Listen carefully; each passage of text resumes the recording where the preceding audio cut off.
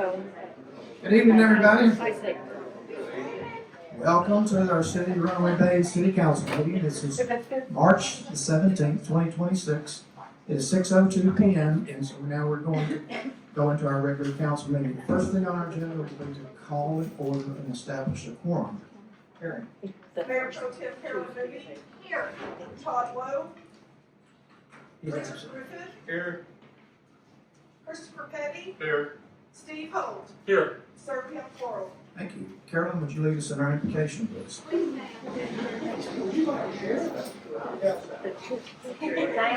Next thing on our agenda will be the public forum. Carolyn, is anybody signed up to speak? Yes, sir. Oh, they're super nice.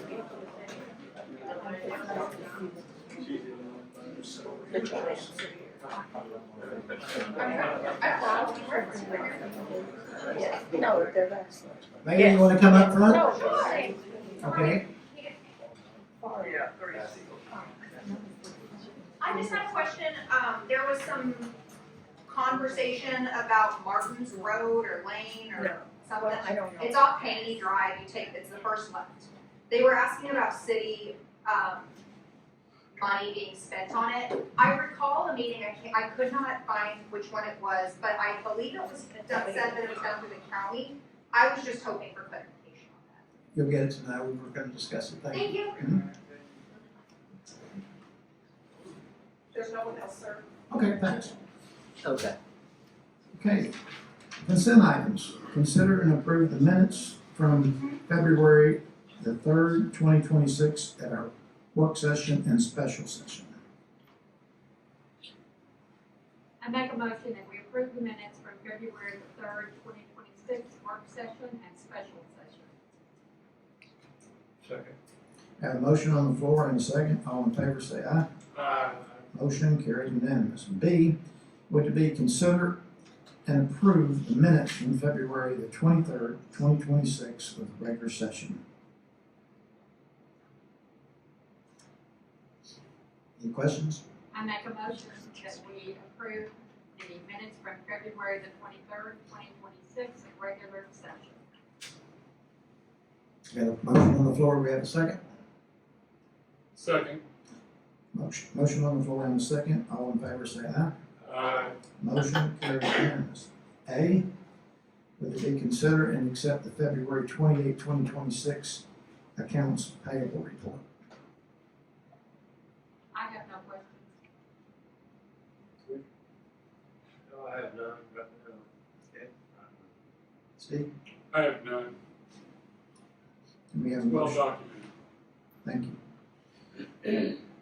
Anybody want to make a motion?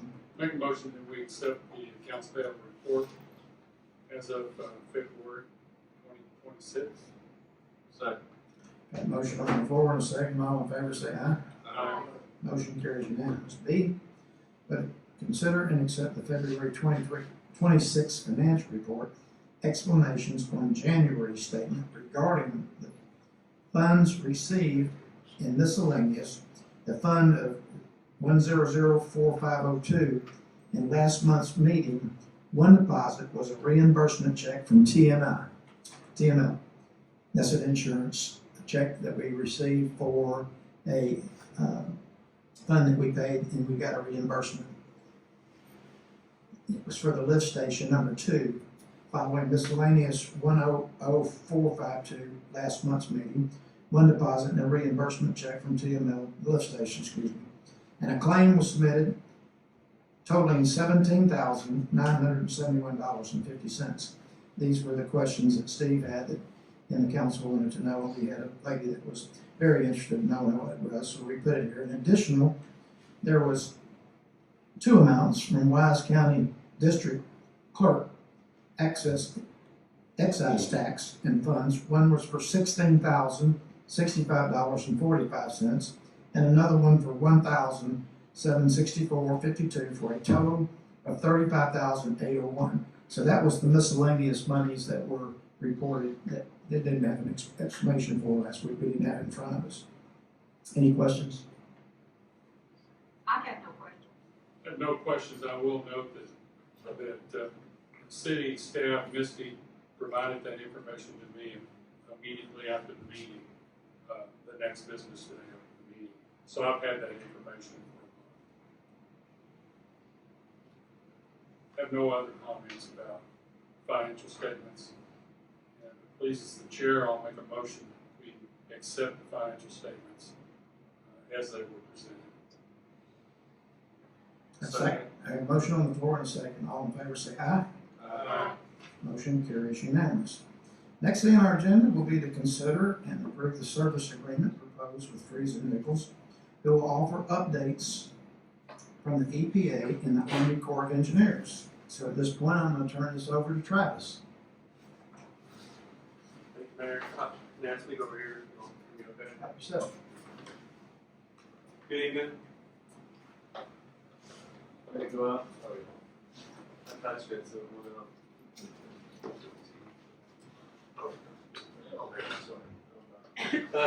Well, good evening, Mayor and Council. I appreciate the opportunity to provide an update this evening. I know before you have a proposed MSA, a services agreement with Freese Nichols, and it's very similar to the one that was brought before you last June.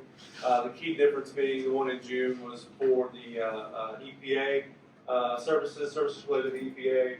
The one before you this evening is related to the scope to be funded by the U.S. Army Corps of Engineers grant. If I may, once the screen is back up, kind of walk you through, I think for the benefit of the council and everybody, kind of where we are, how we got to where we are in terms of the money that's been available to the city over the last couple of years, and kind of where we're going moving forward.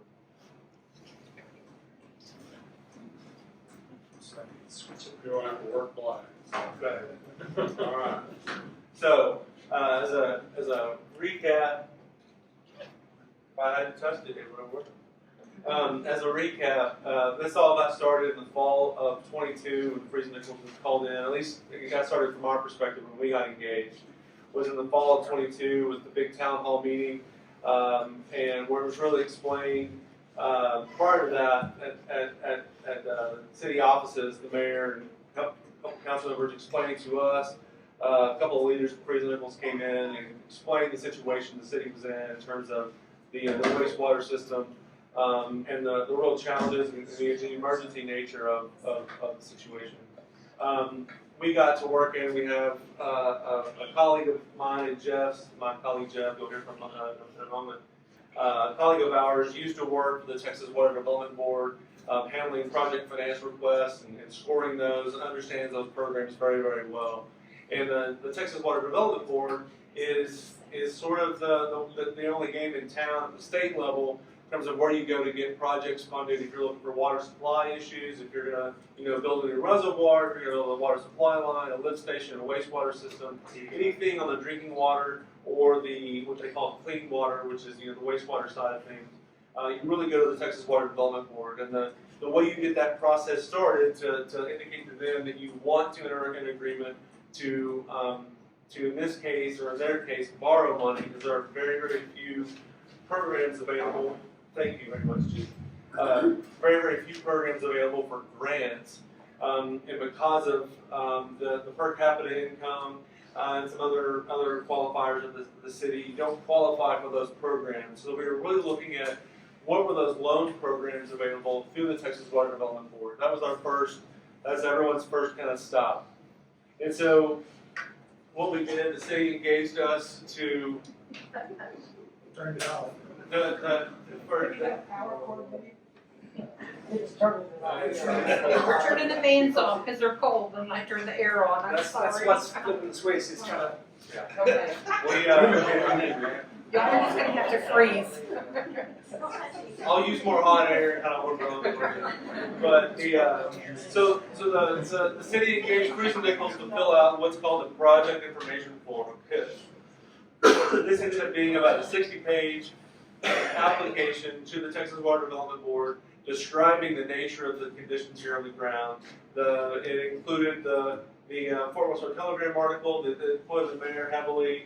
It referenced the town hall meeting that had Representative Jackson, Commissioner Burns, and others present there, Judge Clark. city council, and then Representative Stuckey. A lot of folks at all levels showed up and kind of said their piece and said we're going to get engaged. Senator Parker was there as well. So this PIF referenced all that. So it demonstrated strong community support, it demonstrated a dire need, and acknowledged the city would not qualify for any of the disadvantaged community type programs offered to the board. And what that PIF does is it puts you in line with every other community that has their hat out looking for an opportunity to get their projects funded. So while we were waiting and talking to the board, looking at other options, that's when we started working with Congressman Jackson's office for the FY24 federal budget. So the FY24 budget year starts October 1 of calendar 23. And in the spring of 23 is when we started looking at the appropriations requests for what they call community project funding, CPF. So we used to call it earmarks, but it's where members of Congress, of course, can identify projects in their districts and put the project name in the bill and the recipient in the bill by name to receive money for that particular project. And there are lots of rules around it, lots of transparency and all the rest of it, but it is through that process that we worked with Congressman Jackson's office, and we submitted a request for almost $7 billion, if you recall. It was $6.6 million. Thank you. We found out later that Congressman Jackson was able to get this $1.75 million in the FY24 federal budget through the Environmental Protection Agency. And the way this program works is, and I think that, yeah, it's still here on the right side. If you only can't see, I'm not saying a whole lot that's different. Just kind of expanding on it a little bit. But the way this program works is that they don't wire the city the $1.75 billion and say best of luck with your project. What you do is we apply, we help the city, we applied for that. The chief did the bulk of the legwork here, working with the EPA. We have an EPA representative that's based here in Texas, and we work with that person to fill out the application. And you have to apply for the program. You're presumed to have won because your name is in the bill. Yes, sir. Okay, back up just a hair, because most people are confused. We were awarded the 1.75, That's right. but then we had to go back to the EPA once the money came from Congress to the EPA. That's right. So thank you, Mayor. So the process works in that the congressman submits the request, it goes to the appropriations committee, and the full House approves it. And so in the bill that the president signed, excuse me, it was in March of calendar 24, so a little late in the fiscal year, but the president signed it in March, and at that point, everyone knows that Runaway Bay is going to get $1.75 million through this EPA program. Now, what happens in the background is you have about 90 days until you actually are eligible to apply for that money, because you've heard a lot about so the White House has the Treasury and OMB sends money. It's all working. Lots of processes are kicked off at that point. But for our purposes, 90 days after the president signs the bill, we're able to apply for that $1.75 million. And it sounds kind of counterintuitive, kind of it's confusing to have to apply for money that we're awarded, but that's the way it works, because the city still has to comply with all the requirements of that program that the EPA has set up. So all the Buy America, Build America, all the review of designs that are done. There's a lot of kind of requirements that program imposes, and the city is still bound by those requirements even though they're awarded that money. And so we applied for the money, or we applied for the program, the EPA. That's also their opportunity to make sure that the things that we're wanting to get done with the money are eligible for that program. So there's lots of checks and balances here, and so that's what the EPA did. They approved the application. I don't think I have that date. I don't think I have that date, but then the EPA did preliminary environmental review of all the projects that we identified. So there were some line replacements. There was about a dozen projects on there, and that environmental approval was last April, and then we were engaged formally in June, because there were some issues. Again, one of those requirements the EPA puts out is there's sort of this chicken and the egg situation in terms of how the city could bring on an engineer to support them. And counterintuitively, frustratingly, you need some engineering work to go into your application. And so we worked through that issue. Mayor and Steve worked with EPA and got a waiver because we had done some work for the city in 2018, actually. So we had previously been engaged. We were on record as a city engineer. And so the EPA granted a waiver to allow us to continue supporting the city, which we had been doing all along. But now we can do it. So what that did was we were here presenting to council last June, was approved the services contract that will allow us to do to essentially program manage and run this program on behalf of the city, and do the design work. It has task orders, so there's a lot of terms and conditions. City attorney reviewed and approved. It's pretty standard stuff we use all over the state, and it's pretty standard. And that's identical to what's before you tonight, council, on the U.S. Army Corps of Engineers work, which I'll get to in a moment. But then the task orders are authorized one by one based on the work that the city wants us to do next. And so the first, I think, 2 task orders were approved that night. One was to help them finish the application and tie up some loose ends on that front, coordinating with EPA.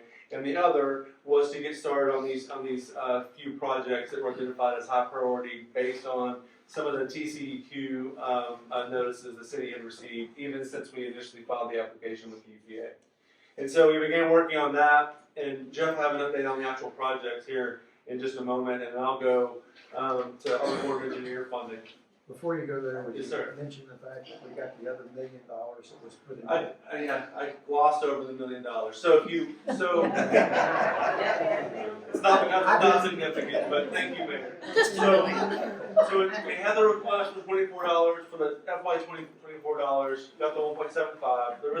There was a 20% non-federal, which is a cute way of saying local match, for that money. So it's $350,000 that the city has been putting money into account over time to have that in reserves. And we've been working with the city on that since then. In FY 25, we had, through the House of Representatives, we had approved another $1 million, but Congress decided not to pass the budget that year. So we all lost out, and that's unfortunate, obviously. In FY 26, that budget bill was passed just before, actually it was signed on January 23rd. And in that bill, by name, the city has another $1 million in the CPA program. So because the city is already actively engaged in that EPA program, there's no need to apply. We'll just add some projects to the scope, and we'll keep on moving on, which is great because we've demonstrated a lot of need to the EPA. We've demonstrated need to Congress. There's no questioning that we're going to have lots of good places to put that money to work here. So thank you, Mayor. So another $1 million. And then, not to be guilty of glossing over more money here, just last week, the Mayor submitted another request to Congressman Jackson's office for $7 million that would have a non-federal match that we'll talk through. And thanks to Commissioner Shawn and others for signing letters of support for that request. And there are lots of folks who supported, including Judge Clark, Senator Parker, Representative Hopper, and others signed on to support that request. And we don't know about that one just yet because they're still in the process of approving different amounts and all that. So we're working through that. But that request was submitted just last week, or on the 3rd, for another $7 million to the EPA program. Good, okay. You mentioned just briefly, I want to clarify, that's a non-match $7 million? Correct. What you said? That's correct. So it'd be $8.4 million in total projects, delivery, available for projects. Right. But if the city decides, you know what, we only have a local match to support $3.5 million of that, we're only out what you spend, which you elect to spend. So that's you control the throttle on how fast that money goes up. What's the percentage of match? For the EPA program, it's 20%. 20%. Yes, sir. And we have more detail on that as it affects the overall schedule of this program. So I'll talk about the Army Corps funding in that program here briefly, if I may, and then we'll talk about kind of these two programs together and what it looks like. So before you this evening again is the Master Services Agreement, MSA, to support you all on this bucket of funding, if you will, just kind of to catch you up as to how we got here. I got a really fun email or a text from the person who runs the environmental infrastructure program for the Army Corps of Engineers Fort Worth District one Thursday afternoon in February last year and said, hey, are you available to talk? I have some good news from Runaway Bay. And then of course I tripped over myself to respond and was able to give the mayor a really good call the next day to clarify, to break the news. And that was that the Corps had just found in their couch cushions $6.75 million for Runaway Bay for water and wastewater improvements. And this was all,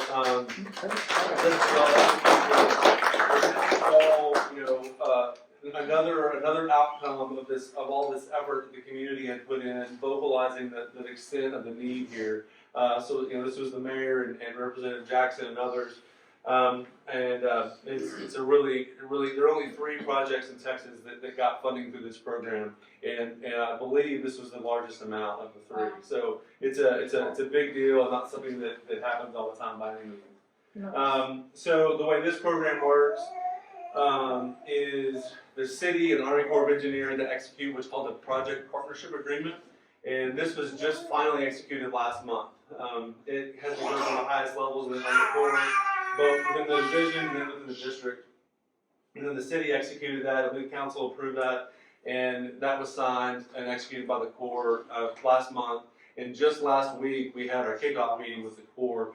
And unlike the EPA, which allowed us to kind of get the ball rolling and kind of do some work before, while the application was pending, the Corps asked that the city not engage us and not do anything like that until the PPA was executed. So now it's executed, so here we are before you tonight. Again, the PPA, Project Partnership Agreement, between the city and the Corps, it includes water and wastewater infrastructure. So we'll have, that'll come into play in this very next task order that we'll be talking about later. One key detail of this is of the $6.75 million, the Corps kind of funds some of their activities out of that amount. So they're allowed by law to reserve up to 10%. And which they elected to do in this case. They're going to keep $750,000 to themselves to help, and that funds the staff to do to review design plans, review construction plans, review do the environmental review and things like that. So that's kind of a reserve which makes available to the city $6 million, so which is still a lot of money to work with. But again, we have indicated to the Corps that there's the need here in the city far exceeds the $6 million. We actually identified $9 million in need, and they know that it far exceeds that. So the Corps deals in very big budgets, so there's always possibilities they could find some additional money to fund future projects, but for right now, we're very much confined to this $6 million. And that will be in addition to the other $7 million that we're applying for the EPA. Correct. So that'll be an additional $3 million that you're working toward getting us with the Corps. Correct. So the $6 million is funded and approved and be off to the races here pretty soon in terms of it's eligible for reimbursement and all that. The $7 million we asked for last week would be in addition to all that we've already talked about. So it would bring the total available to the city to close to $17 million, just about that. Did I hear you right though about there's 2 different entities, and the Corps is working on that disaster relief. It's where you got that when you filed the disaster emergency, and that's where that came from. But did you just say that we could also, you have talked to me, I want all these people to hear the same thing, that you're working to get more money out of the Corps than just the $6 million. That's right. That's right. So that's an additional $3 million. Well, so so the Corps has it's a 25% match, and we'll talk about how the city won't actually be out that money, and because we can use the EPA money towards that match. So it's a little bit.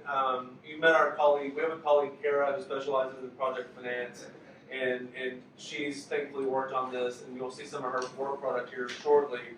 But it's not all cumulative because you're using some of the EPA dollars to meet the Army Corps match. We're managing those funds to get projects out the door as quickly as possible and to make sure that the city isn't out any more then they have to get these projects done.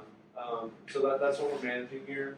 But the point I was trying to convey on the core side is that there could be more money available in the future, and which is so we're motivated even more than we're encouraged to be there to move projects quickly, be a good customer, but also demonstrate need. And so if they find more money, we'll be a good place to put it.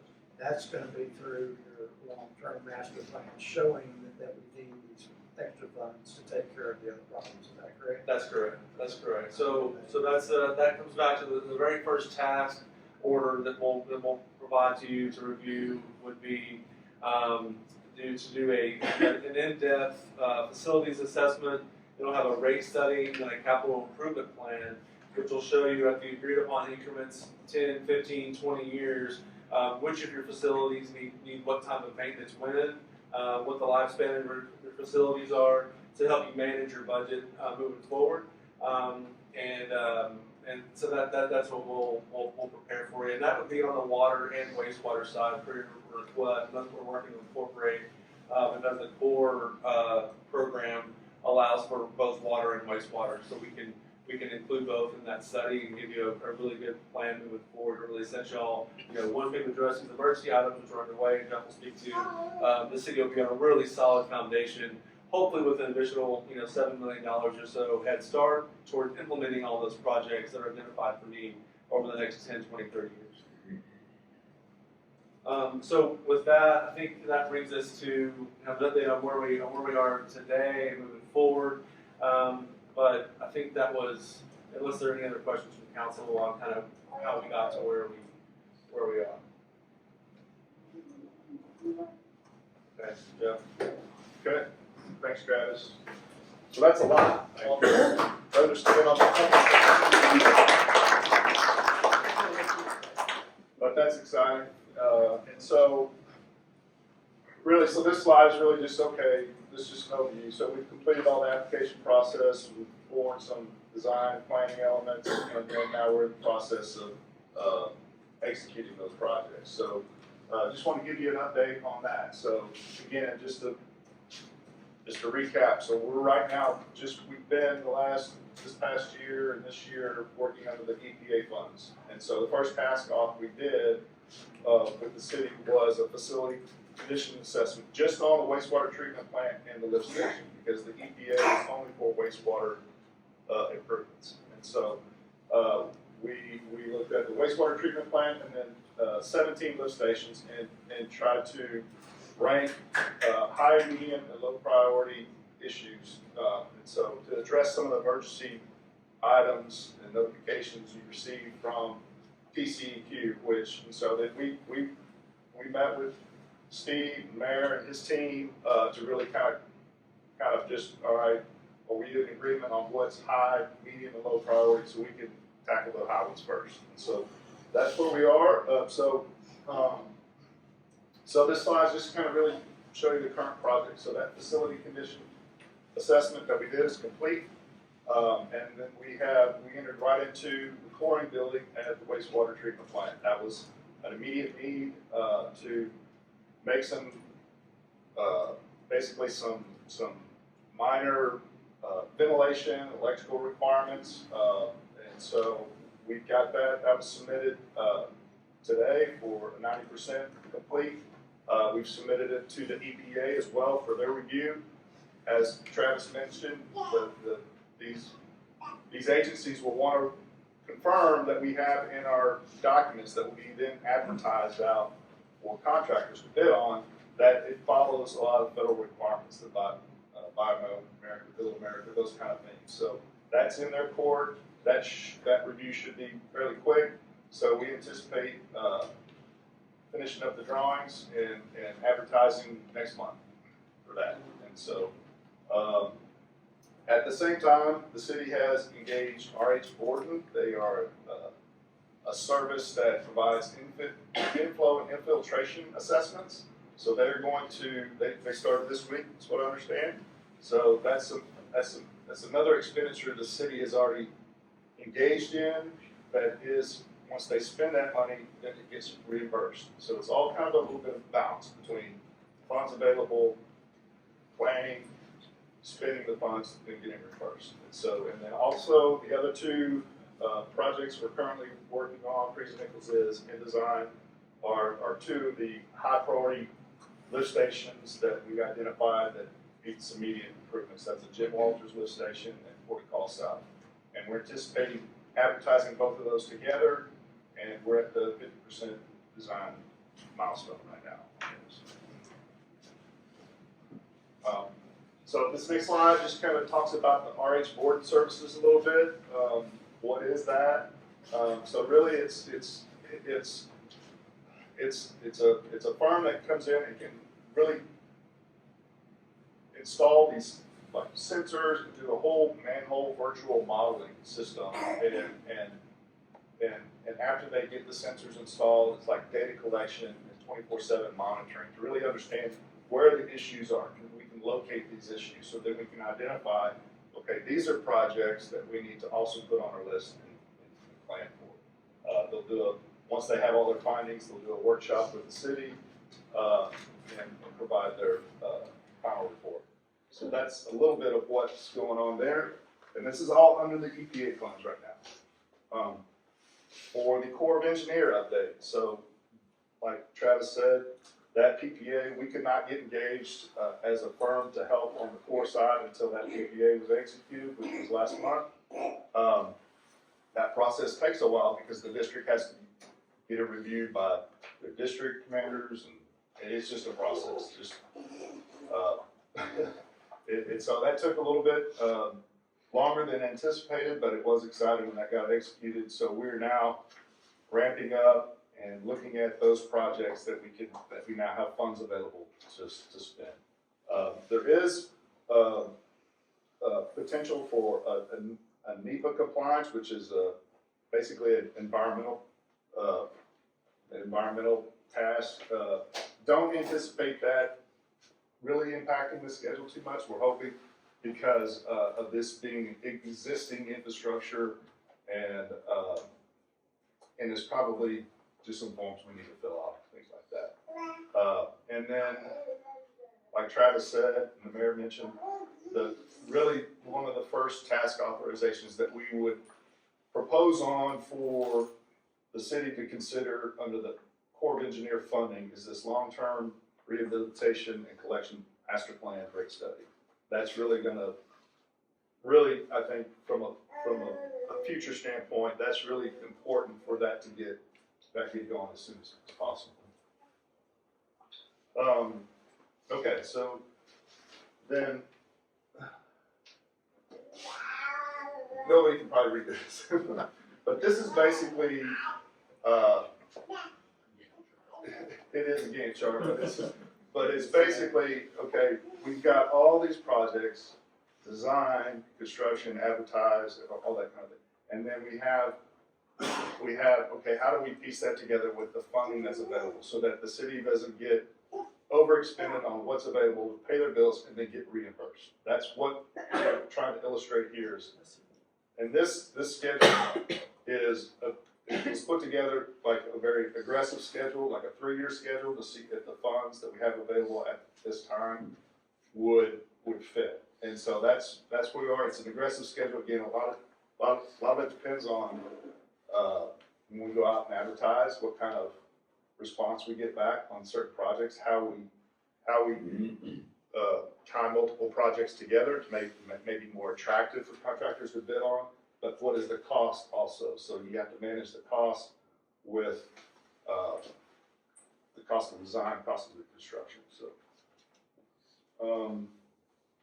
that's some more notes on that slide. Yeah, it's basically your roadmap. It's basically how we're kind of developing a roadmap to try to work out the funds and the costs and the projects themselves, construction.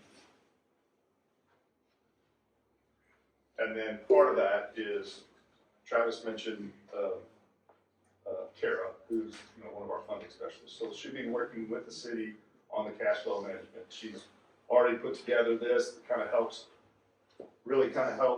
define our schedule and kind of prove it out. So we have cash flow, can we make this work month by month? and that's what this slide is representing. It's just a first draft for us to kind of really wrap our brain around it. So next steps. So next steps, I mentioned the chlorine building. We'll be advertising that next month. That's probably a 30-day minimum to advertise that, and hopefully we can award and start construction by June, maybe earlier, May, maybe award by May, and then mobilize by June. Just kind of thinking through my head. And then the Port Call South and Jim Walters lift stations, final design, and advertising that probably in June. The I&I assessment, I mentioned that's already started. And then some of the other projects, I mentioned the long-term rehab, master plan rate study. There's also a need to upgrade the SCADA system throughout all these different lift stations, including the treatment plant. So that's another project that we've met with the team here, with the city, kind of understanding, okay, yeah, this is kind of a high priority as well. So that one is we anticipate that one being proposed on soon as a task authorization. And then the others here are really just, okay, we've got 12 other lift stations we need to address. So how do we rank those? We've got them ranked medium, low priority, which ones do we want to tackle first? And so those are really kind of a brief, quick understanding of what we've been doing and kind of how we're planning this year, next year through 2029.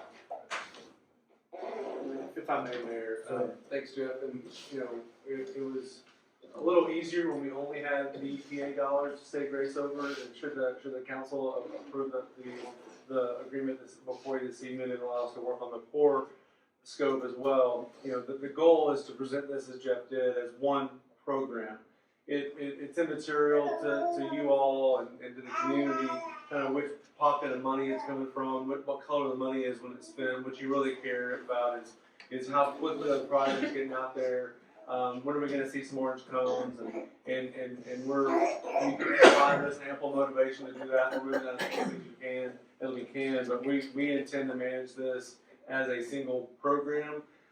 We proposed the separate contracts to help on the accounting end because it does come as two separate government entities with two separate sets of requirements and reporting requirements and reimbursement processes and all that. But from the perspective of the community and from you all, we intend to have this look as though it's one solid program. In fact, Jeff and I have talked about the construction projects, regardless of whether it's EPA funded or Army Corps funded, they can be let together because the goal is to let them as many at once as you can to attract as many contractors as we can and get a good price for the city. So that's part of the strategy that goes into the schedule too, is yes, move quickly, but also make the most out of the city's dollars. But to manage this as a single program and communicate progress with that in mind. So I just wanted to share that. Well, I have a question. Cool. This is because there's been a lot of questions, there's been a lot of noise, there's been a lot of things that without people being involved, it's very hard for them to understand the complexity of it. But just what you're saying there is there's a lot of things, and this is probably my question to you, Jeff, is the amount of preparation that you have to go through just to satisfy the EPA. There's so many different steps that you have to go through in your engineering process to get them to allow us to use our money for that specific thing, correct? That is absolutely correct. And what you're saying about strategically, that this council and Barry Shemp and Roddy and Steve and the task force has been working with them on is this EPA money that you mentioned is available, so that entire, now it's 2.75 plus our 400,000. So that's going to be almost $3 million that we will be able to utilize as our matching funds for the core money.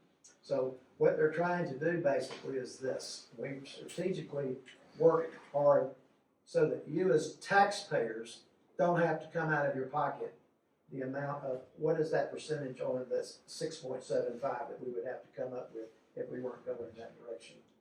So right at 2 million something, you had it on Oh, your sheet. yeah, that's right, it is 25%, so it's one and a billion just for the core. 1.5 million that won't come out of your pockets because of the way that they're going back and forth to do this. Is that correct? Yes, sir. Okay. I And- wanted everybody to know that. And, you know, I mentioned some of the working with the EPA, working out some of these issues in the very beginning. And he happens to be in the room, but Commissioner Shawn, Commissioner Burns, and others, you know, with me in the halls of Congress and so other meetings in DC helping make this work too. It all kind of, nothing just happens, you know. So really appreciate, Commissioner, your help and your support throughout the process. And Mayor, you've prod me frequently to move faster. And I can assure you we are moving as quickly as the processes and you know, physics allow us. But we have a really aggressive plan. One thing I will mention, I think Jeff mentioned it, is during the core kickoff is we hadn't accounted for in our aggressive schedule of the NEPA process, so we're still figuring that out on the core side. We hope it is just going to be an exchange of letters. It should be a pretty low threshold to just check that box, but that's something we'll know here very, very shortly. Hopefully next week we'll get some indication and we'll revise our schedule accordingly. That's all. What does that NEPA stand for? So National Environmental Policy Act. So But it's different than EPA. The Corps has its own. the Corps has its own, EPA has its own. So we had to do this for the EPA as well, but there's a state historical preservation officers, SHPO, and we had to, it was a letter writing exercise, and then the EPA gave us what's called the categorical exclusion, which is the lowest level of environmental documentation you have to satisfy NEPA. We're optimistic we'll be able to do that same level of effort for these projects identified for the core scope, but you know, I'm not going to promise or. So it seems odd to me that you'd have to go through that. This is a repair project. It's not a new construction project. It's a requirement of the program, it's not based on it wasn't imposed because they looked at the project and said, you gotta do this. We fully anticipate they're gonna look at the nature of the project and say, make sure there's no cultural resources around, and you do that by writing letters to the Scenic Preservation Office. And we don't have to wait for a letter from them. They have 30 days to respond, and they don't say, yeah, we'd rather you not do that until we dig around. Then if they don't say something, then that's presumed to be no issue. Robbie, do not find any dinosaur So I'm just looking around, just for my information. How many cities our size get this type of money throughout this, like Texas? I mean, you said there was 3 in Texas. For the core program, 3 in Texas. So Dallas was one. I forget the other one, but there are only 3. And I was actually talking to a colleague today. He used to work at the Port District, and this program is very rarely used. I mean, they're still kind of part of the delay, frankly, was the Corps figuring out what their process is because it's so rarely used. So 3 so far. Okay, and so is there anything that the council, the mayor, anybody working for the city could have done to make this any faster? No, I don't know what it would have been. I honestly don't. I mean, the next presidential budget that was, or the next federal budget that was available for requests after that, you know, that fall of 22, when it really got all the media attention, the community focused on it, was the budget that the city was included in. And so, that being the quickest path, the cheapest money, I don't know what you could have done. And then, you know, Yeah, and I'd add that, you know, as soon as we were engaged, we had conversations with the Corps of Engineers out of Fort Worth District right away, and their project manager is really been great. I think she's been pushing the schedule, but she had to develop this whole letter report and PPA document and be able to explain the projects. So we helped write those, get those, but it was just, it's as you can imagine, a big, large federal program, the different steps it goes through to get approvals. So. and I didn't mention, speaking of glossing over significant things, in the course of this, there was also a major government shutdown, and there was major staff reduction that reduced staff needing to either review all this stuff, so the timeline for a lot of folks involved in this process kind of stretched out.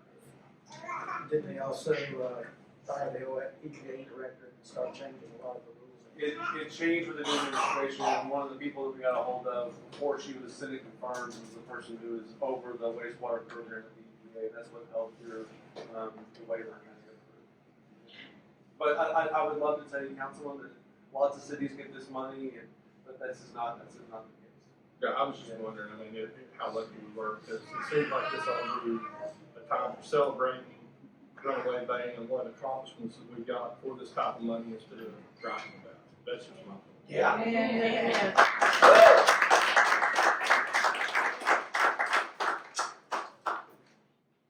Anyway,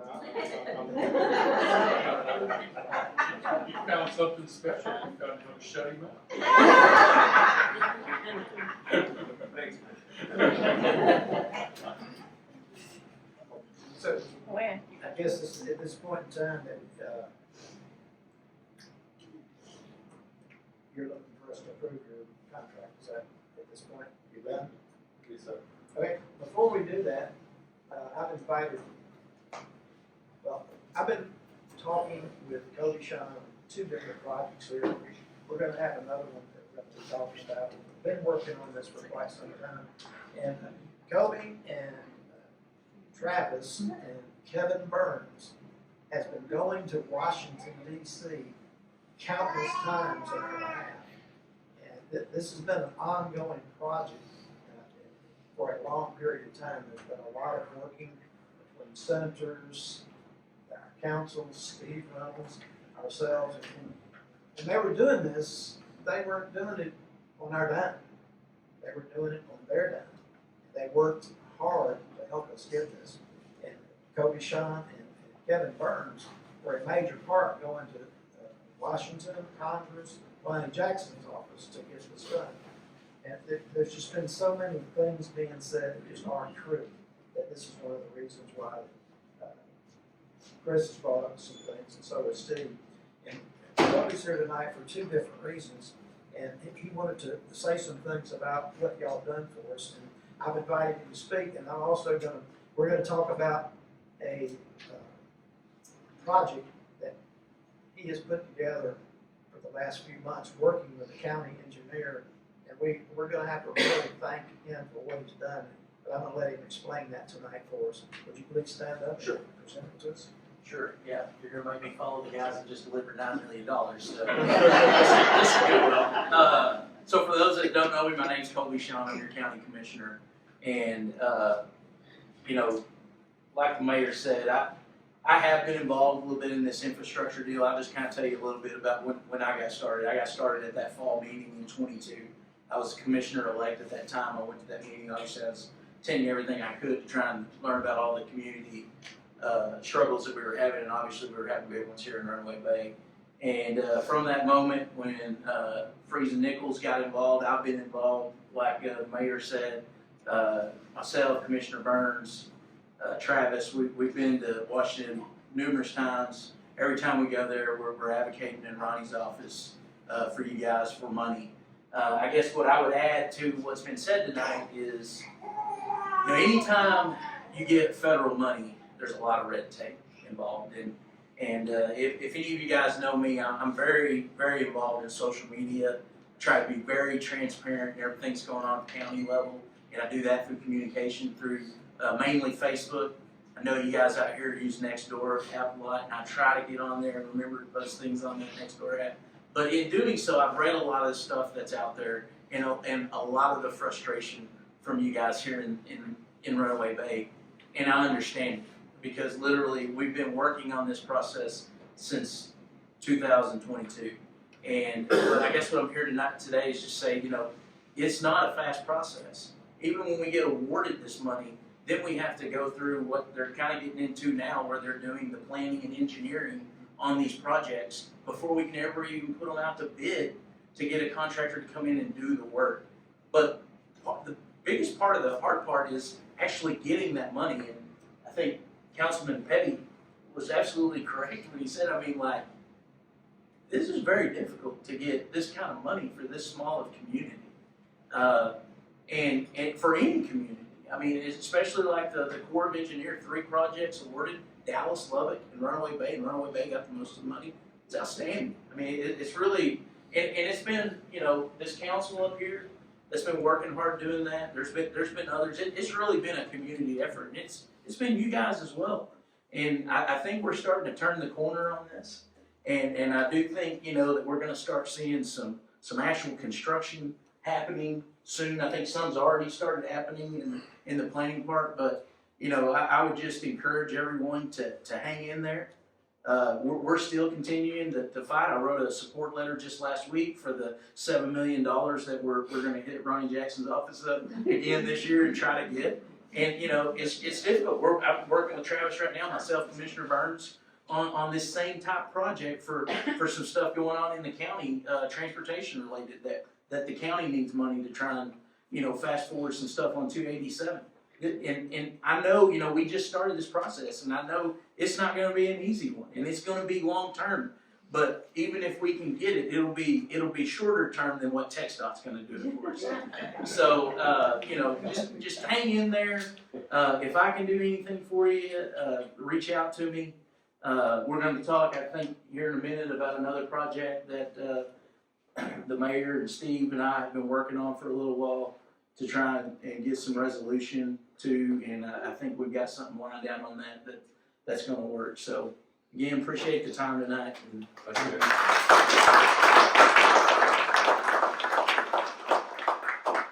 And just one other thing, another statement that when we first got involved,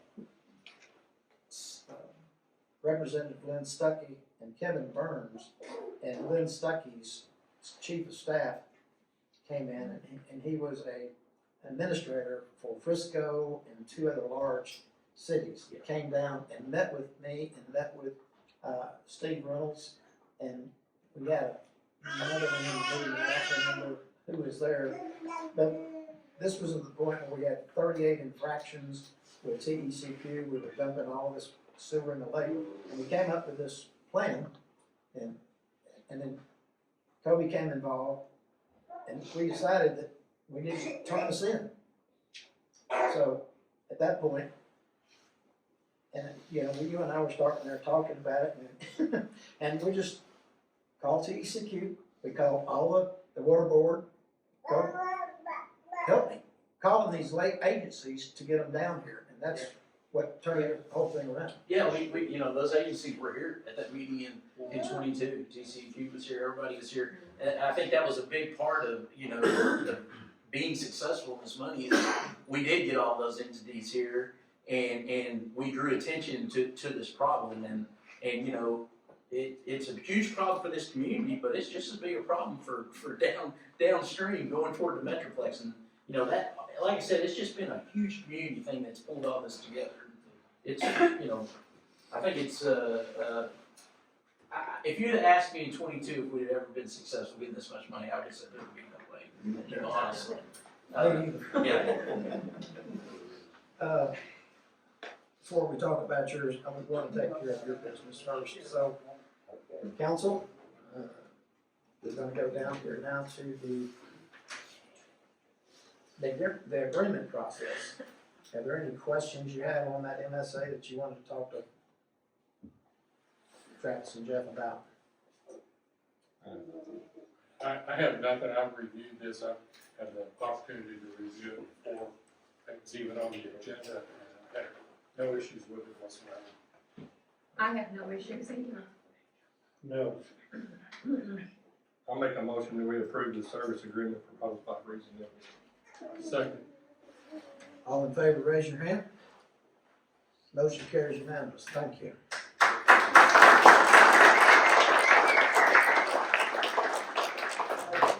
Questions for Freese Nichols, Riley or Barry? Do y'all have any questions before? I think they're gonna go ahead and want to leave now because you got a long drive back. Unless you want to stay, it's up to you. Y'all have any questions? No? Okay. Well, thank you. Before we go to the next one, I'm gonna ask you to step back up here again and, talk about this deal that we got worked out in the last couple of days. Okay, so I guess it was late this past year, the mayor reached out to me. Well, let me explain something else real quick. So part of what, my role as county commissioner, one of the things that I'm able to do with municipalities, because I have no authority over these guys here, but I'm here to help them if they ask for help, that kind of thing. And one of the things that we're able to do is we're able to enter an interlocal agreement with the municipality to provide road services. So, we don't have a road department here in the city of Runaway Bay, so when the city requests something like that from me, as long as I can work it into my schedule in between the county stuff we're doing, we'll come in and do a project, whatever they're wanting us to do. And the way that kind of works is I use my guys, my equipment. We come in, do the job, and the city pays for the materials of whatever it is they're doing. So late last year, Steve Reynolds called me, had an issue on Jim Walters Drive with the road that's washed out, culvert washed out, road's gone. Asked me to come out and take a look at it and see if I could help. So I went out, I looked at it, and I told him right there, I wouldn't touch it unless it was engineered. I'm not gonna just come in and throw a culvert in there and do something because I had concerns about, it washing away again, obviously.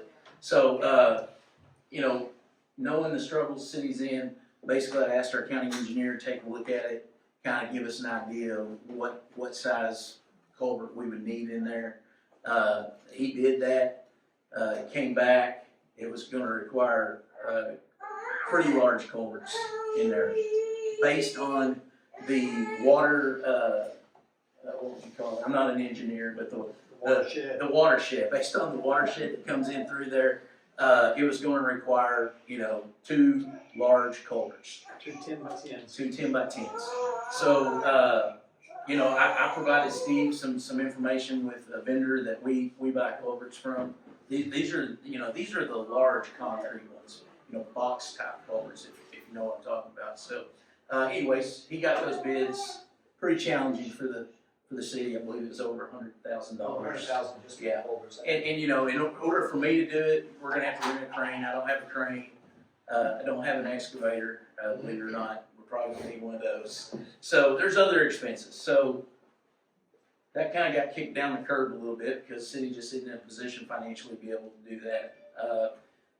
Last week, mayor called me, wanted to re-engage. What can we do here? We started working, bouncing our heads together. One of the things that I asked him to do or gave him was my bridge builder, because that was the one thing the engineer said, best option is a bridge in this location. So I said, why don't you call my bridge builder that we use and just get an estimate. So the mayor actually did that. Surprisingly, it pretty well works. Which is contract if you want it. Oh, okay, with the builder, yeah. So anyways, that kind of works into the bridge builder. The bridge builder's budget works into the city, where it looks like they're gonna be able to do something there. There is a portion that I need to help with at the county level, that's pretty important piece of this, and I don't wanna speak on it tonight yet because we haven't approached it. That will come up in court on Monday. I feel confident though that we're not gonna have any issues of that happening, so barring that approval on Monday, I would say that this project's gonna be green lighted and quickly. In fact, as soon as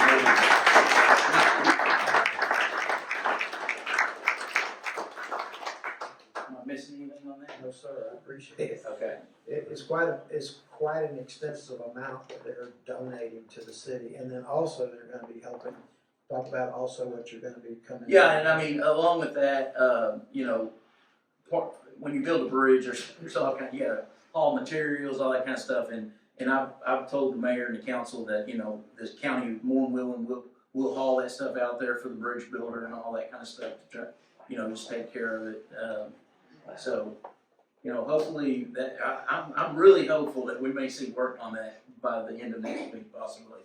So, I want to thank you personally for everything we've done. Sure. I appreciate it.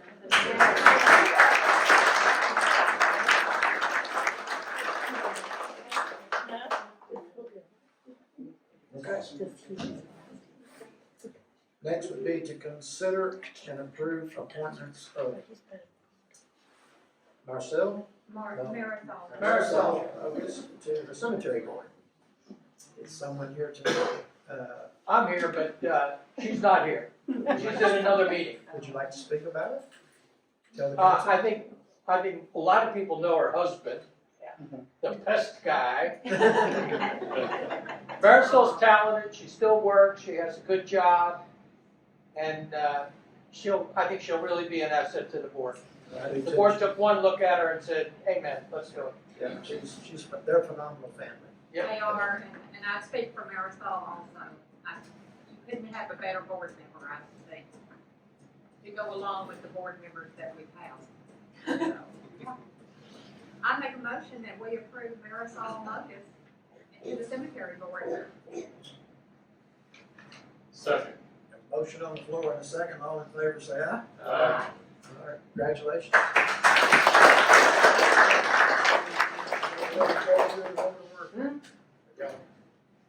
Okay, the last thing on the agenda will be our updates from myself and the council.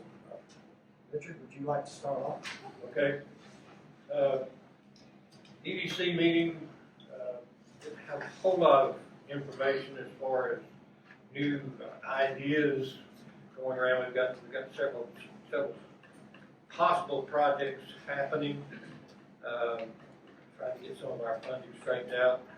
We are starting some of our financing. I've got some tickets here for raffles. Give me $20 per, or get 6 for $100. It is for a vehicle. I've asked Ken Kilpatrick to give me pictures so I can sell it a little easier. Haven't seen one yet, but anyway, we have raffles available for the picnic. I think it's a zero turn. But anyway, we'll be talking about that a bit more as we get closer to the events. But we have several ideas that sound positive as far as going forward to replace some of our smoke and water last year activities. So I'm very excited about the enthusiasm in the EDC. We have people participating. I think that's all I have. I'm the liaison for the cemetery board, and the cemetery board is very active.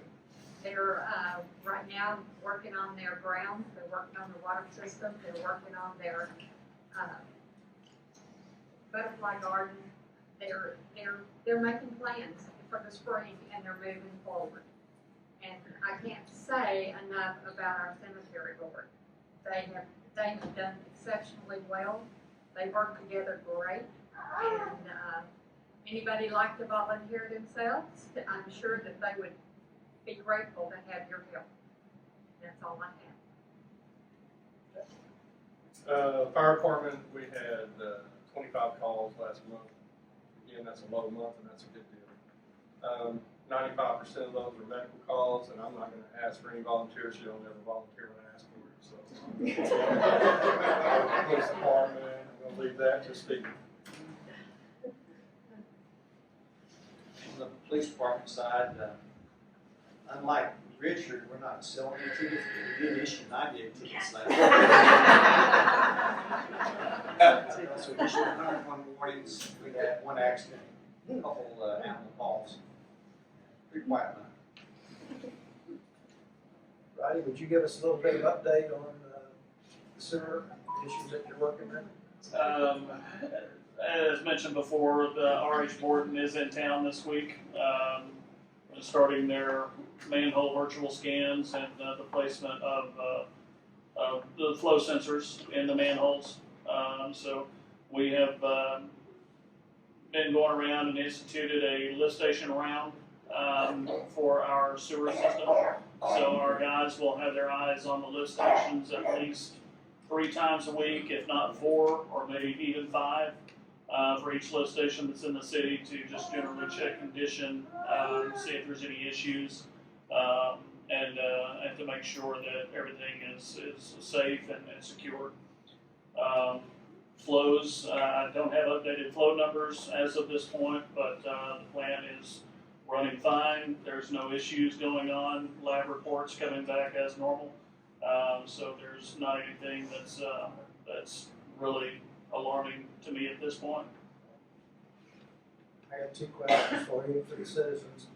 The things that we're doing now with all the probes and stuff, from my understanding, aren't they going to be able to virtually give you a virtual of every manhole and the conditions they're in, and be able to provide that to Freese Nichols to determine which manholes have to be actually rebuilt?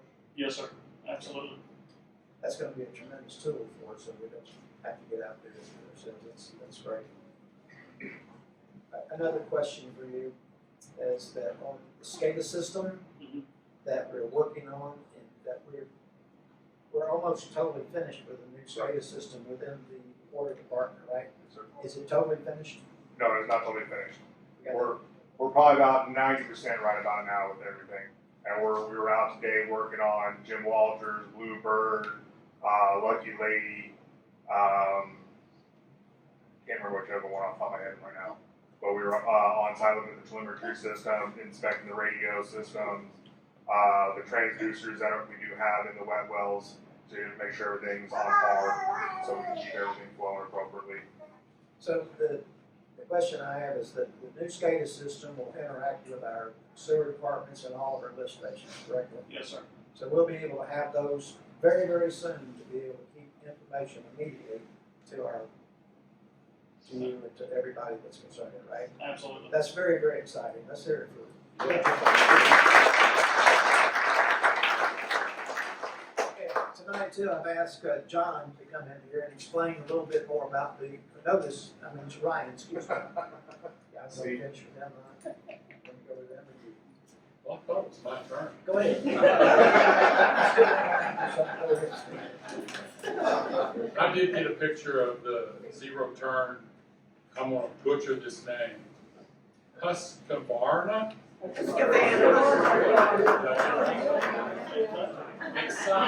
a 54-inch zero turn mower. And, I don't know what the price is on it, but it's more than $20. 6,400. How much? 6,400. Yeah, 6,400. That's what it is. So before I give my report on the Runaway Bay, Greater Runaway Bay Alliance, I'll just mention about EDC. There is a working group that is attempting to form a nonprofit organization that would take over all the events that go on within the city, and they're working on that now. They got to get through the legal and the accounting part of it, but hopefully that's going to come about soon. Back to the GRBA, Greater Runaway Bay Alliance. March is membership month. If you haven't done your membership, do it now. There's these papers lying around. Fill that out. It's $20 for an individual, $30 for a family. Or if you have a business, you can do $50 membership also. Just a little tip from the CPA, if you do the business, you can write that off as a business expense on your tax return. And membership, others are over there. Saturday, April the 11th at 9 a.m., right here in the parking lot of this building, will be cleanup day for Highway 380. And golf carts are recommended, but you're not required to have a golf cart.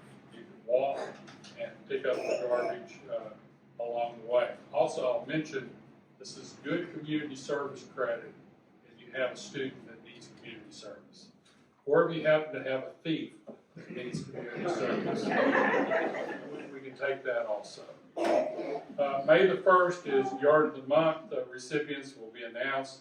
Judges are perusing Runaway Bay right now, awarding 2 Yard of the Month recipients during May through September. May the 5th is Carter Blood Care Drive. More details will be coming out on that. very soon. May the 30th is Hometown Heroes. It'll be from 4 to 7 over here at Cricket Ridge Park. Details will be coming soon. It will be to honor the first responders, fire, police, sheriff, EMS, Steve Holt. Just see if pay attention. So, and they'll have a free meal while supply lasts of brisket and pulled pork sandwiches. So that's coming up May the 30th. That's all I have. Okay. Tonight I've also asked Ryan, would you please come up here? My Ryan or my John right That's all right, it happens all the time. Get you. now? No, I don't need it. Okay, before you get started, we had we had to put out a public notice about our water system. And when Ryan came on with us, how long ago now? July 1st.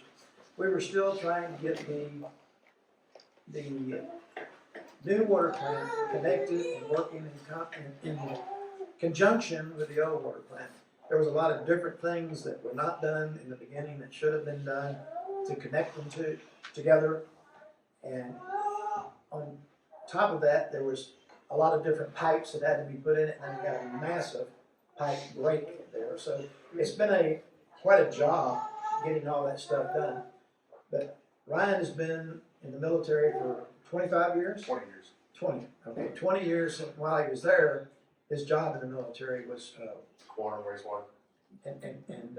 So when we got this, I asked him to come up here tonight and talk a little bit about the issue and explain that. So go ahead, Ryan. So we were having a THM issue. I'm sure everybody's seen that. THMs are your trihalomethanes. It is, according to EPA, can be linked to cancer-causing agents. We have had a number that has been above. We are not supposed to exceed a 0.08 milligrams per liter, which basically commutes to parts per billion. We did exceed those for a while. The problem we found was basically the way the plant was designed. We were injecting our chlorine bleach, which is a 12.5% bleach solution, in while we were actually flushing our clarifier. So the clarifier is designed to start pulling out all of our organics as it filters through there, but when it's doing a flush, it's trying to remove all those organics. Well, now we have a high concentration of organics being fed with bleach, which then started creating our THMs, the trihalomethanes, and that was getting out into our system. So this last letter I posted out there, I talked about the fact that this past quarter, when they took the sample, I would want to say it was the 11th of February, we were at a 0.057. That was the actual reading that was taken. However, due to the LRAA, the localization running annual average, when you take 57.057 plus 0.089 plus 0.103 plus 1.108, add those all together and divide it by 4, we end up with our running average being a 0.087. So that still put us over by 0.007 parts per million. So we still did technically, yes, have an issue. However, we are on track. So once this next quarter comes through and we have that next test, which will be coordinated by the state, as long as everything stays in path as it has, which everything else is dropped, we will be in compliance because that last month of 108 will have dropped off. And that we only failed for the location of 11024 Shady Oak Drive, or Shady Pond, sorry. The Shady Pond is where we failed, and that's right there in the corner. So here inside the city we did not fail, and here at the water treatment plant we did not fail either. So it was only one location out of the 3 locations that we had that had any issue at all this rotation around. So I know it took a while to get that figured out. I had been in contact with TCEQ. I had since October, I'd asked for a request for them to come out and send me what they call an FMT, a financial management technician. I did not get anybody out here until February. So it was, I contacted individuals who have a similar plant up in Oklahoma. I had contacted one of their managers up there. I contacted a separate plant out of Oklahoma and a couple plants around here. And their only answer was to go to basically either go ozone. Dang, I'm wrong. Yeah, for disinfection. Dichloride.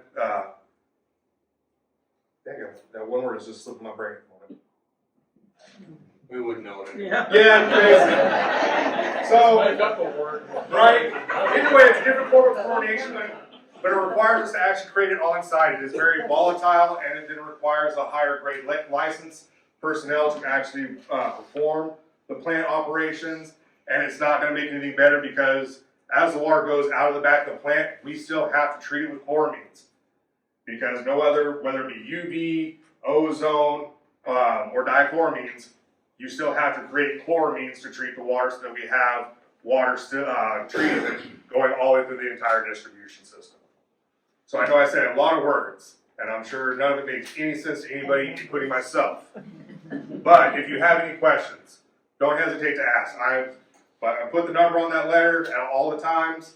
At any point you call, you'll get redirected to me, and I will sit there and I will explain it. And if I need to get crayons and matte pencils, we'll sit down and draw it out to make sure everybody understands. Because I want you to understand we're doing our best to ensure you have the best water. We appreciate it. Thank you. Yes. You're gonna say something about how long this has been happening since the 90s. So yeah, with the THMs, all the way back into 1974, the Clean Water Safe Drinking Act is basically kind of started bringing this around when people started realizing the THMs are an issue. It breaks down into your chloroforms, your bromochloroforms, and your dibromochloroforms are the main ones that they're looking at. As you go through the actual linking of it, nothing has truly been actually said, yes, if you have chloroform in your blood system, that you're going to get bladder cancer. They just really have links where they say, hey, yes, this person had a slightly elevated number, and yes, they did actually have colon cancer or bladder cancer. There's been no true actual link to it, but this has been an ongoing process. We didn't truly start even actually doing a lot of chloramines until about 1979, after the Clean Safe Water Drinking Act that occurred in 1974. So prior to that, which was not me, but you were drinking chlorinated water that had no chloramines in it, so you were drinking very high amounts. And looks like we got quite a few people here that are still doing all right. So it's not a guaranteed cause of it, but it is linked, yes, that it could be a precursor to have issues, and that's why we're doing our best to ensure that we keep that out of our water systems to the lowest possible levels we can, which, again, the water treatment plant, we're at a 0.046, 0.057 at Shady Pond, and here at the lake, over by City Hall, we were down to a 0.047. So the short of it, Brian, is the drinking water as it sits right now is perfectly fine as far as these THMs, yeah, the trihalomethanes, yes, sir. I can't believe my root canal. Yes, sir. So there's only been one place in town on this last report, that was down at Shady Oaks. The rest of the city was good. Yes, sir. Perfect to drink. And that's a dead end line, and that's one of the. So it was one of our furthest points from the system, so yeah, and even then, it was good there. It was a 0.057, which is below the 0.08 that we have to be at, so the water was still good there, just the 4-quarter average was over. Yes, sir. How many Yes, sir. people drink water out of the faucet? I do. Now, was that out of the CCN or the ETJ, or was it the city? No, it's inside the city. Yes. Wow, our system thing broke, and I gotta get the one out. Any questions? So I'm gonna get my thoughts of it. All right, thank you very much. We're just really lucky to find an operator of his caliber and his license. Cody knows this all over. In most cities, you get somebody like him, and they're always going somewhere else to get more money. We're just real happy. I have to commend these guys. I've been working with them for the last few weeks about a work order system tying into our mapping system. We're gonna try to start publicizing a little bit of these activities that we're doing with the city. These gentlemen are instrumental in getting these particular things done. I'm very, very proud of them. They're very intelligent. I'm glad they're smarter than me, but we are trying to work these things. But I do have a question about our sewer system. Y'all can probably answer this for me better than anyone else is that what's in our restrooms? We have a product that we use that is paper. What is that paper called? Is anything else supposed to go down their toilets? No. So, try to talk to your kids, try to talk to anyone that may not know. Try to watch out what's going down those sewers. Nothing else but paper should be going down there and that's what happens a lot. How about flushable wipes? No. They do not break down and That just only tears means the they'll plant get up. down into the pipe. It says on it, not flushable. And if anybody has lost a wrench, we Yeah. found it in one of our lift stations. About a 10-inch crescent wrench. Was it $10? Yes. And if Wasn't there's it rags 10 down inch there, that means pressure? someone has lost their laundry. Well, I don't have very many updates for everybody tonight. Most of the stuff I've already covered, Kobe. Before we go, could I give a county update on something before we go? Have at it. Okay, perfect. Thank you. I don't want to miss this opportunity, because it's something really important that we're doing. All y'all know we're celebrating America 250 this year. And so, the president had asked the different counties across the state, across the nation to celebrate. And so here in Wise County, we're doing that. We've got many things going on. Every community has different things going on, just like y'all's on Smoke on the Water. No, Fourth Fest. Fest going to be Fourth Fest going to be huge this year. America 250. But one of the big things that the county is doing is, and this was Judge Clark's baby, and I want to advertise it while I'm here tonight. But on April the 12th, we will be hosting on the square indicator around the courthouse what we call One Nation Under God, America 250. Most of you probably know when Bridgeport, I think 2 years ago, celebrated their 150th year, they held a church revival in downtown. And that's kind of blown up. It had it again last year real big. We're going to do the same thing in the county. And we've invited all the churches to participate in it. I think at our last update, we're over 20 churches that are participating. It's at 5 o'clock on April 12th. It's a Sunday. Invite all of you guys to come out and be a part of that. And appreciate you letting me give that announcement. I've got some other updates, but I'm letting everybody else give mine.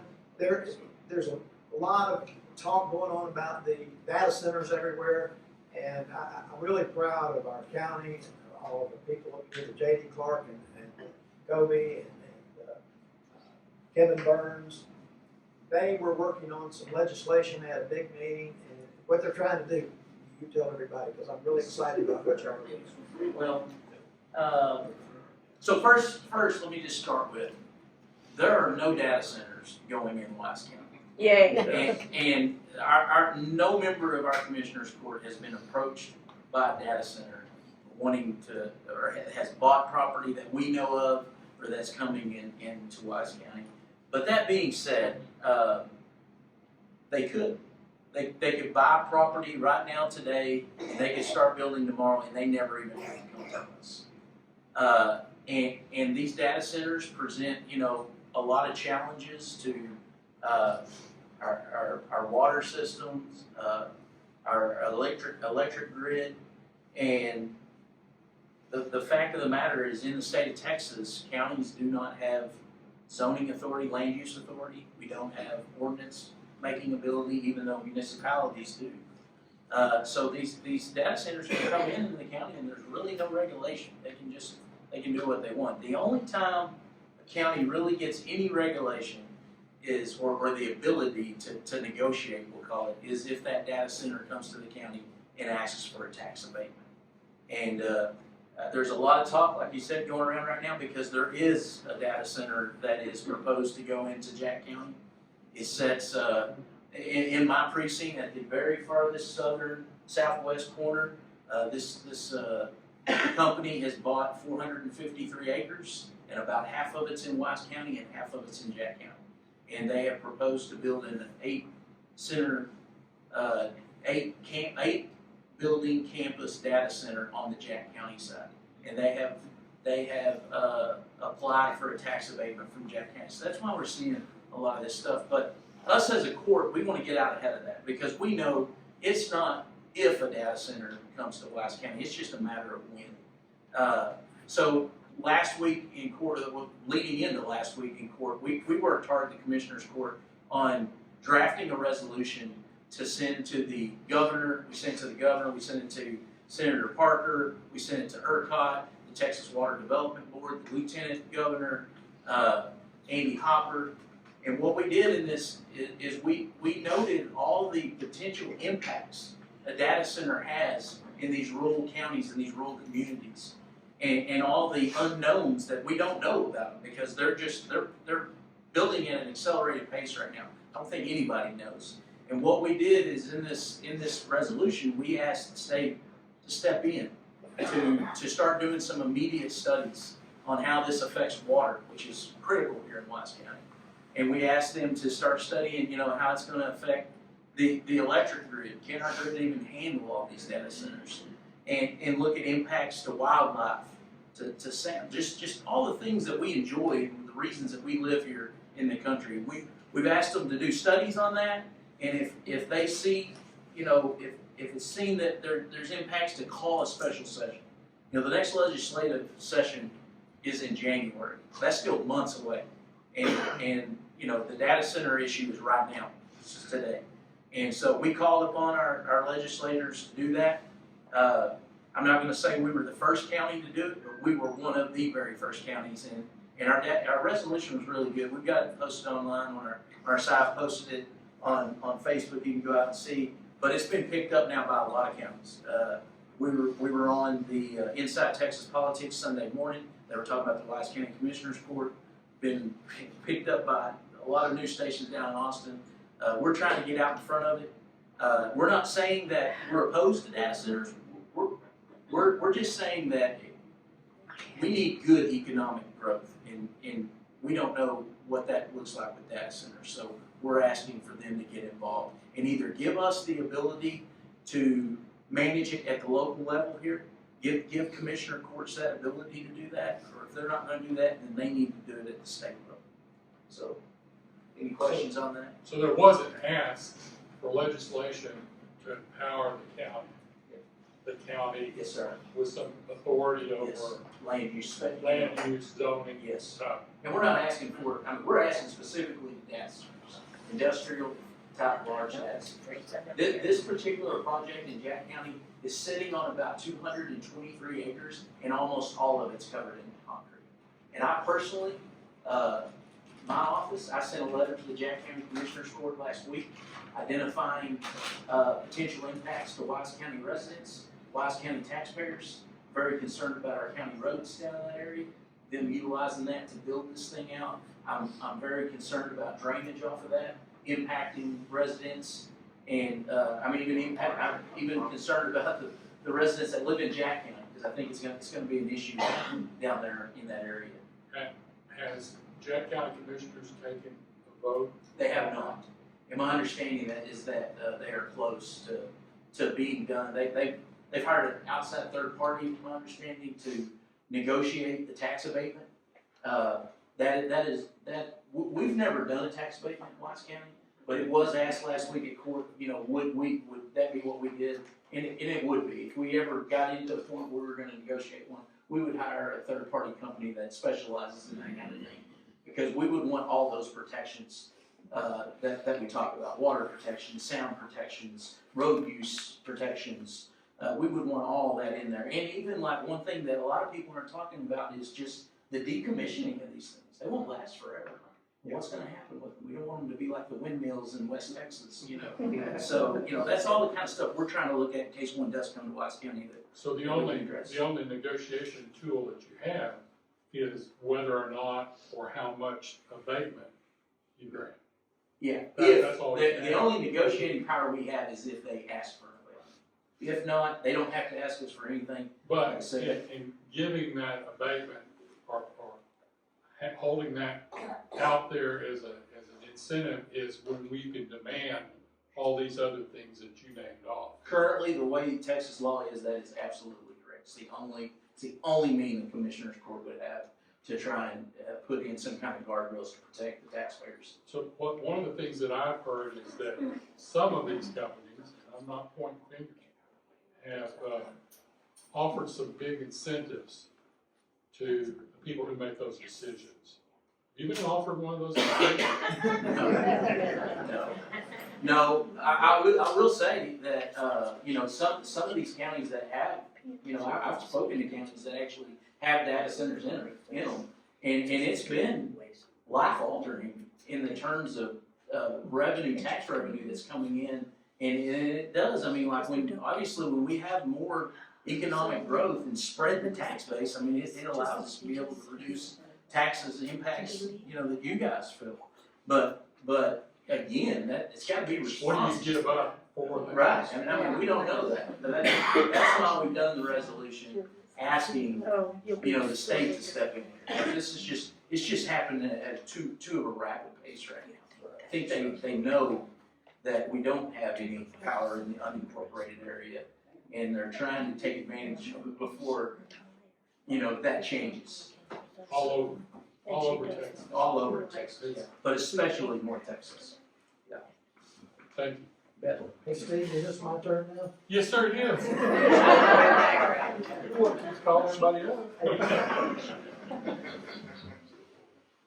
I want to address something, and, you know, right now during this political environment that we're in, there's just so much that's being put out here on this Nextdoor app and other apps, and it's starting to really, really discern me about the hatred and the things that are being said, the misconception, and quite out from, we're discussing about what Freese Nichols' part and the council's part, and actually even the county's part on some of this stuff that has supposedly not been done and has been done.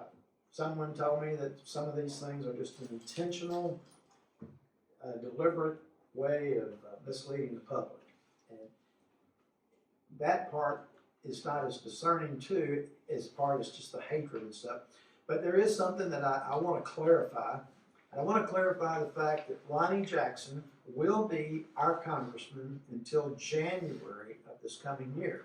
And Ronnie has been probably the best friend that Wise County probably ever had, isn't it, Kobe? He's been phenomenal. Delivered. Yes. He's delivered. And so I've been working on something that everybody has now agreed to, but because of the Iran issue, we were going to do this on the 27th of this March. But it's going to be put off a little while. And we've been working so hard with Kobe and Freese Nichols and Tan Parker, David Spiller in Jack County, J.D. Clark, matter of fact, the mayors in Decatur and Boyd, and also Bridgeport, to provide the information that we needed to be able to get this funding. And you and Kobe and Kevin Burns have brought this all the way to Washington for us. But we want to be able to recognize Ronnie Jackson in a big way. And what we're planning to do, and I've discussed this with Ronnie's staff, is we want to bring Ronnie back for one more really large, and this isn't a political campaign for Barry White or Herman White. This is a political campaign for Runaway Bay. Regardless whether I'm the mayor or whether I'm not, I'm still going to help put together this program to honor Ronnie and to honor everybody so that he will go to bat to try to get this next $7 million that we're gonna need here for Runaway Bay. Now, in doing so, I've reached out to several people in Ronnie's office. Jane Jackson sent me a message, said be nice to Brandon Gilberry, because he's a really, really nice guy. He's gonna make y'all a really good congressman. And so Ronnie, we're gonna try to get Ronnie to come and present him all these different plaques and thank him. But he's also gonna be coming here to help make that transition with Brandon to Runaway Bay, because we will be losing him here in January. And also I've reached out, and this is pretty exciting for me too, is that we want to keep pressure too coming from the state for Kobe and all of that. And I've reached out to the governor's office, and he's agreed to come. So we're going to be having him. Governor's office, we got Tan Parker, we have David Spiller, and believe it or not, people are saying that people in Austin don't want to work with me, but it's really, I'm really excited too, because we have a lot of different people that are coming and for this right here. You just had a brain fart. I can't remember a representative. Andy Hopper is coming also. And so I'm really excited about that. And at this point, that's all I've got for tonight. Thank y'all so much. I hope this was informative to you. I appreciate what y'all done for us. Again, Kobe, thank you for the update. Thank you for all that you're doing for us. Y'all have a wonderful night. Thank you. Meeting's over.